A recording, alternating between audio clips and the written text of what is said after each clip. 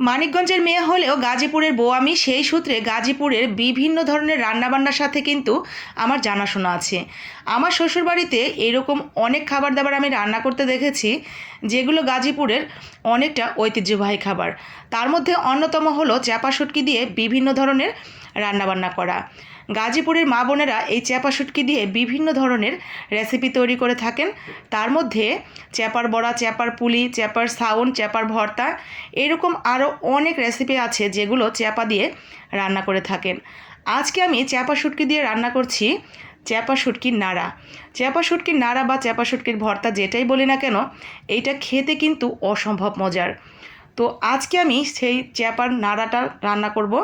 তো প্রথমেই 3টা চ্যাপা শুটকি নিয়েছি, ভালো করে উপরের আঁশটা ছাড়িয়ে ধুয়ে নিয়েছি 3-4 বার করে।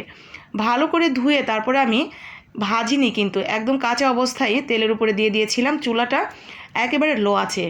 আস্তে করে যখন লো আঁচে রেখে দিয়েছি, মাছটা গলে একেবারে তেলের সাথে মিশে গেছে, ঠিক তখন এখানে আমি 1 বাটি দিয়েছি পেঁয়াজ বাটা আর হাফ বাটি দিয়েছি রসুন বাটা। রসুন বাটা এবং পেঁয়াজ বাটার পরিমাণ পেঁয়াজের অর্ধেক হবে রসুন বাটা। এতে করে আপনি যতটুকু বানাবেন সেই অনুসারে দিবেন, মানে পেঁয়াজটা একটু বেশি, রসুনটা একটু কম। ভালো করে মিহি করে বেটে দিয়ে দিয়েছি, ভালো করে মিশিয়ে নিলাম।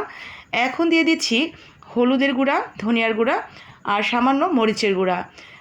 শুকনো মরিচের গুঁড়াটা আমি একটু কম দিয়েছি, কারণ টালা মরিচের গুঁড়া ব্যবহার করব।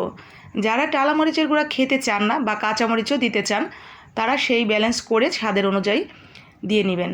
সাথে আমি টালা মরিচের গুঁড়া আর দিয়ে দিলাম স্বাদ মতো লবণ। আপাতত মশলাপাতি এতটুকু দিলেই হবে, খুব বেশি উপকরণ লাগে না, খুবই সামান্য উপকরণ দিয়ে এই রান্নাটা করা যায়। তো দেওয়া শেষ। এখন আমি এইভাবেই তেলের উপরে প্রায় 5 থেকে 10 মিনিট আস্তে আস্তে রান্না করে নেব, যতক্ষণ না পর্যন্ত এই যে ভেজা ভেজা একটা ভাব আছে এবং কাঁচা কাঁচা ঘ্রাণ আর কালারটা দেখা যাচ্ছে একেবারে সাদা সাদা। এই কালারটা যখন চেঞ্জ হয়ে অনেকটা আচারের মতো দেখতে হয়ে যাবে, লাল লাল হয়ে যাবে, ঠিক তখন আমাদের এই শুটকির নাড়া রেসিপি হয়ে গেছে। মোটামুটি এরকম তেল উঠে আসবে এবং প্যান থেকে একটু উঠে উঠে আসবে। তো এরকম যখন হয়ে গেছে তখন আমি আরেকটু সময় নাড়াচাড়া করে নামিয়ে নিয়েছি। তো এই তো হয়ে গেছে আমার অসম্ভব মজার চ্যাপা শুটকির নাড়া বা চ্যাপা শুটকির ভর্তা, যেটাই বলি না কেন। তো কে কে এই চ্যাপা শুটকির নাড়ার সাথে পরিচিত আছেন, অবশ্যই কমেন্ট বক্সে হাত তুলবেন। আর আপনার কাছে খেতে কেমন লাগে সেটাও কিন্তু জানাতে ভুলবেন না। তো সবাই ভালো থাকেন, সুস্থ থাকেন। আর হ্যাঁ, গাজীপুরের কে কে আছেন এই মুহূর্তে আমার ভিডিওটা দেখেছেন, তারা কিন্তু অবশ্যই একটা লাইক, কমেন্ট আর একটু শেয়ার করে দিবেন, আপনার জেলার ঐতিহ্যবাহী খাবার সবার ঘরে পৌঁছে যেতে।